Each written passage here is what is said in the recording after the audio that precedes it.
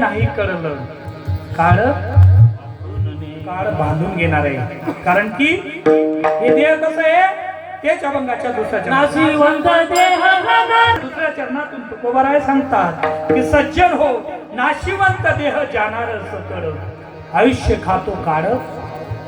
देह कसं आहे नाशिवंत आहे. ते ऐकताय तुम्ही का थंडी वाजे नाही तुम्ही सांगता आम्ही आवडून नाशिवंत देह जाणार सकळ. देह जाणार एवढं नाही बोलले, सकळ शब्द वापरला.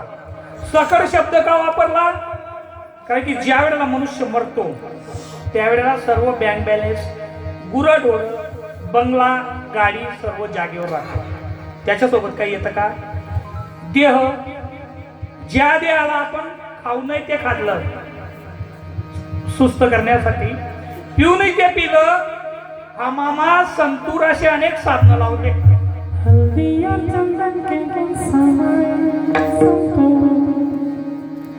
जीवन को कुछ और एवढे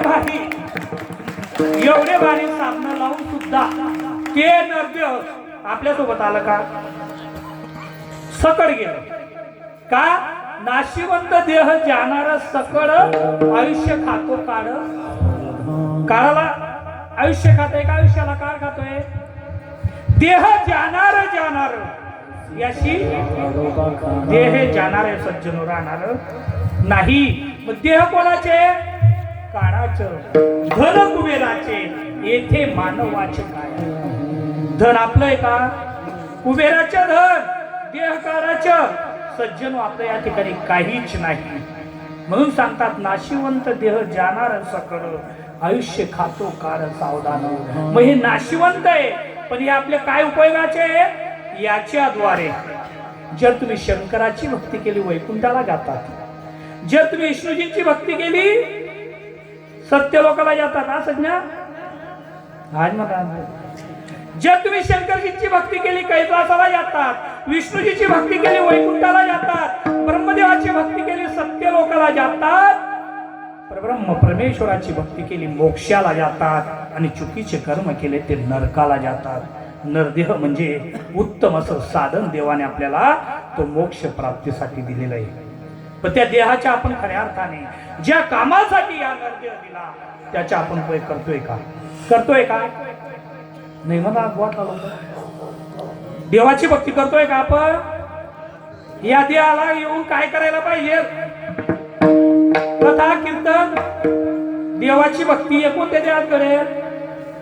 नर देहात इतर देहात याची देही घडे आणि देही नाही कुठे. संतांच्या पुरावा आहे. दुसऱ्या देहात नाही. या देहात आपण या ठिकाणी कीर्तनाला राहू शकतो. या देहात आपण पुण्यस्मरण आई वडिलाचे करू शकतो. या देहात आपण सत्याचे नियोजन करू शकतो.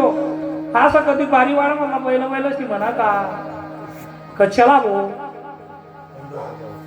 आपण बी एखादा सप्ताह करतो. सप्ताह करणं हे बैलांचे काम का मानवाचं?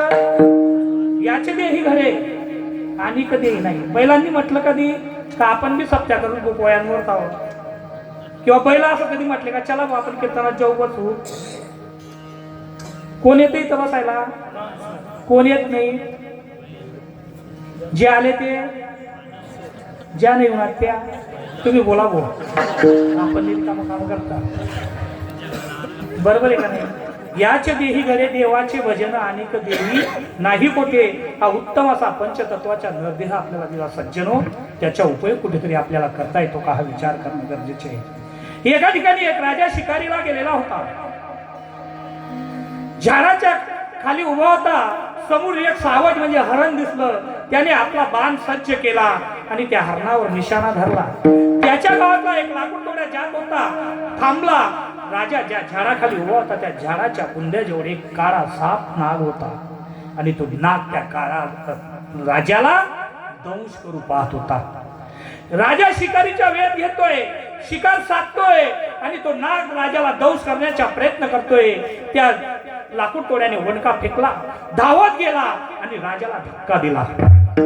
राजा जागेवर खालीच पडला. राजाला लाग आला. कोण आहेस तू? का लोटलास मला?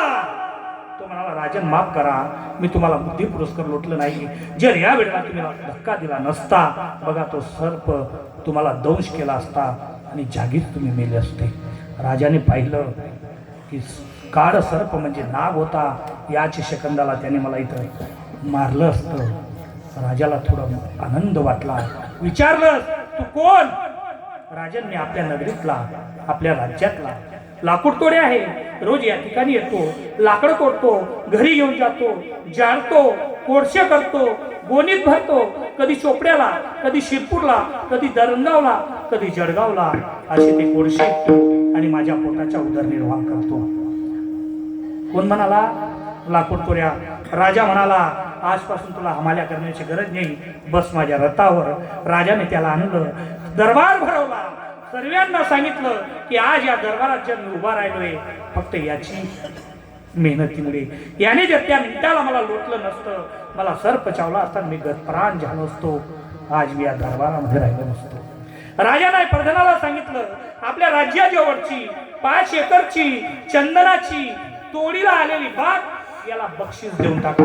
किती एकरची? 5 एकरची चंदनाच्या लाकडाची तोडणीला आलेली, कवडी नाही, तोडणीला आलेली बाग याला बक्षीस देऊन टाका. राजा बोले, दल आले. प्रधानाने पत्रक तयार केलं, सही शिक्का मारला, त्याला 5 एकर चंदनाची बाग दान देऊन टाकली. 1 वर्ष झाले, 2 वर्ष झाले, राजा आपल्या नगरीमध्ये फेरी मारण्यासाठी निघाला. फेरी मारली गेली. विचार केला, आपल्या गावाच्या बाहेर झोपडपट्टीमध्ये एक लाकूड तोड्या राहत होता, ज्याच्यामुळे मी जिवंत राहिलो, त्याला मी 5 एकरची बाग दिलेली आहे.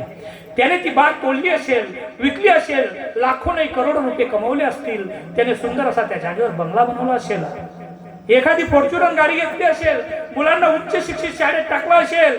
राजा त्या दिशेने निघाला. दुरून पाहतो तर काय, बंगला बिंगला काहीच नव्हतं. होती ती पहिली मोडकी तुटकी झोपडी. त्या झोपडीच्या पुढे एक बाजी होती, त्या तुटक्या बाजेवर तो लाकूड तोड्या बसलेला होता. राजाचा रथ गेला, त्याने दुरून पाहिला, धावत गेला, राजाला नमस्कार केला. राजन, माझ्या घराकडे, आज माझं भाग्य उजळलं. राजा म्हणाला, ठीक आहे. अरे, मी तुला 5 एकर चंदनाची बाग दिली होती ना? हो राजन. मग काय केलं? हो ना राजन. काय? ज्या वेळेला आपली पहिली भेट झाली त्यावेळेला मी तितक्या दूर जाऊन लाकडं तोडायचो, घरी आणायचो, जाळायचो, गोण्यामध्ये भरायचो, बाजारात जाऊन विकायचो. पण तुम्ही मला तुमच्या आशीर्वादाने ती 5 एकरची चंदनाची बाग दिली. मला इतक्या दूर जाण्याची मेहनत वाटली. मी इथल्या इथे लाकडं तोडली, इथल्या इथे जाळली, कोळसे केले, गोणीत भरले आणि बाजारात विकले. राजा म्हणे, कितली बैठा की तुम्ही? म्हणे, सर्व बाय जाळली गेली, ही 5 फूट उरलेली. किती लाकूड उरलं होतं? राजा म्हणे, हे 5 फुटाचं लाकूड घे आणि अमक्या अमक्या व्यापाऱ्याकडे जा आणि त्याला दे. किती पैसे भेटतो पहा. हा गेला. राजाने सांगितलं, ते व्यापाऱ्याकडे दिला. व्यापाऱ्याने पाहिलं, ओरिजिनल चंदन आहे, परिपक्व चंदन आहे, 5 फूट लाकडाचे तुला 20,000 रुपये देतो. तो म्हणे, ओ म्हणा, बापरे, मी एक जार 100 रुपया बाईशी निघतो, 20,000 एवढ्या लाकडाचे आणि अजून असतील तर तुला करोडोने देतो म्हणे. तो गपकन खालीच बसला. काय माझे दुर्भाग्य, मला दैवयोगाने एवढं चंदनाच्या लाकडाचं 5 एकरचे बाग की ज्याच्याने मी कोटी रुपये कमवले असते, मी जाळून खाक केली. आता त्याचा टाइम निघून गेला होता. मग मला सांगा, चोपडेकरांनो, बारीवाड्यावाल्यांनो, तो व्यापारी म्हणजे तो जो लाकूड तोड्या होता, तो शहाणा का मूर्ख? हो जय बोला, शहाणा का मूर्ख? शहाणा का मूर्ख? आपण दृष्टांत संपला, सिद्धांताकडे या सज्जन हो. 5 एकर चंदनाची बाग म्हणजे 5 तत्वाचे हे नरदेव. राजा म्हणजे देव आणि तो लाकूड तोड्या म्हणजे जीव. त्या राजाला जशी त्याची दया आली तशी त्या देवाला ह्या जीवाची दया आली.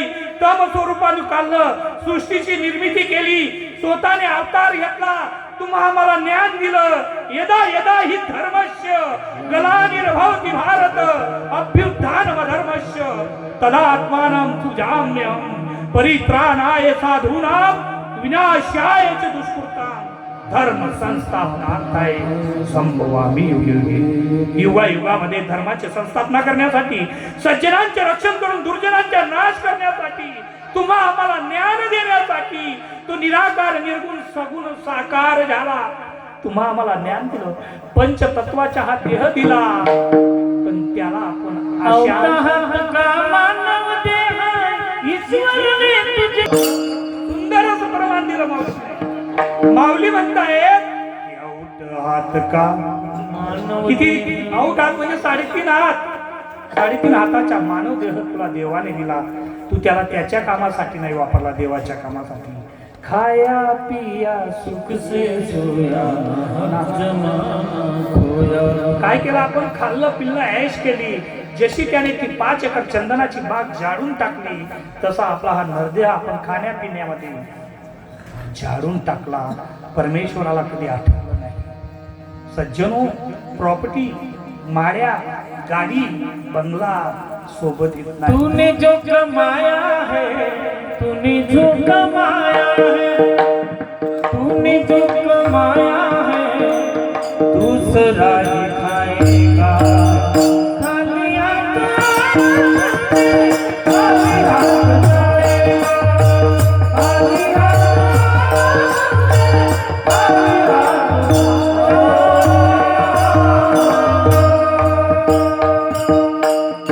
तूने जो कमाया है दूसरा ही खाएगा. खाली हाथ आया है तो खाली हाथ जाएगा.